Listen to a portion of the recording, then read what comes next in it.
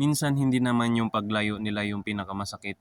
Yung pinakamasakit, yung makita mo kung gaano kadali para sa kanila na tiisin ka. Na kaya nilang hindi mag-reply buong araw. Kaya nilang matulog nang hindi inaayos yung problema. Kaya nilang panoorin kang umiyak habang tahimik lang sila.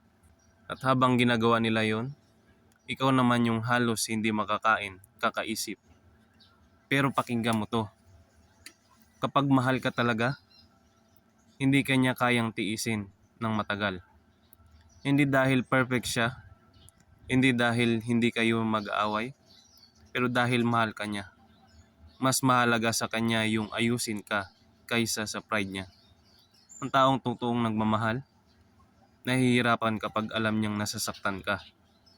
Kaya kung ilang araw ka nang umiiyak, habang siya parang walang pakialam, huwag mong sisihin agad yung sarili mo. Hindi lahat ng malamig sa'yo ay dahil kulang ka. Minsan, nasa maling tao ka lang talaga. Kasi ang tamang tao, kahit galit yan, kahit pagod yan, hindi ka kayang pabayaan ng ganong kadali. At alam kong mahirap tanggapin yun. Kasi mahal mo eh. Umaasa ka pa rin na baka bumalik siya sa dating sweet. Baka busy lang, baka pagod lang, baka mahal ka pa rin talaga. Pero minsan, ginagamit na lang talaga yung baka para hindi natin harapin yung katotohanan. At ang katotohanan na ito, hindi mo deserve yung pagmamahal na kailangan mo pang habulin araw-araw. Hindi mo deserve yung treatment na parang kailangan mo pang patunayan yung halaga mo. At hindi mo kailangang mamalimos ng lambing, oras, o assurance sa taong takot mawala ka. Kasi kapag mahal ka talaga, mararamdaman mo yun.